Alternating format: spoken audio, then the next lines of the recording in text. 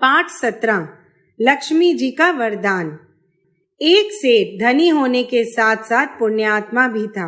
लक्ष्मी जी उसके यहाँ सदा निवास करती थी।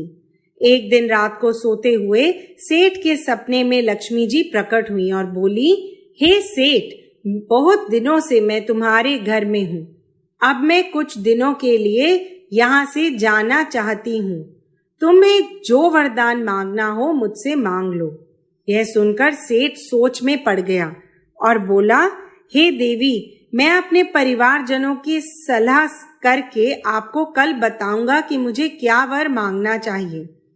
दूसरे दिन प्रातःकाल जागने पर सेठ ने अपने सपने की बात अपने परिवारजनों को बताई और पूछा कि लक्ष्मी जी से क्या वरदान मांगना चाहिए।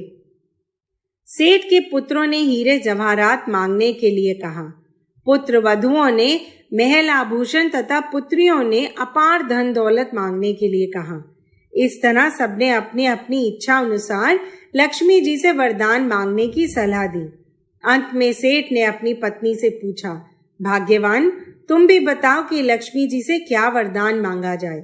पत्नी ने नम्रता पूर्वक उत्तर दिया, हे स्वामी, जब लक्ष्मी जी यहाँ से चली ही जाएंगी तो हीरे जवाहरात, महल आभूषण, धन दौलत आदि सब वस्तुएं टिकेंगी कैसे? अतः इन सब चीजों को मांगना व्यर्थ है। यदि आप लक्ष्मी जी से कुछ मांगना ही चाहते हैं तो आप उनसे यह वरदान मांगे कि हमारे परिवार से प्रेम और सहानुभूति सदैव बनी रहे, जिससे हम दुख के समय में भी अपने दिन खुशी से काट सकें। सेठ को अपनी पत्नी की यह बात पसंद आ गई। सेठ जब रात को सोया तो सपने में लक्ष्मी जी फिर प्रकट हुई और सेठ से वरदान मांगने के लिए कहा। सेठ बोला, हे देवी, यदि आप जाना ही चाहती हैं तो खुशी से जाएं, परंतु यह वरदान देती जाएं कि आपके जाने के बाद हमारे परिवारजनों में प्रेम व सहानुभूति बनी रहे।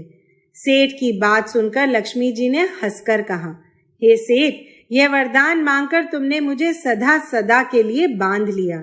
जिस परिवार में प्रेम, सहानुभूति, सद्भावना और सच्चाई का वातावरण बना रहता है, मैं उसे छोड़कर कैसे जा सकती हूँ। लक्ष्मी जी की बात सुनकर सेठ अति प्रसन्न हुआ और अपनी पत्नी की प्रशंसा करने लगा। लक्ष्मी जी ने सेठ के ऊपर अपनी कृपा बनाए रखी। शब्द अर्थ: धनी, अमीर, पुण्यात्मा, धर्म कर्म करने वाला।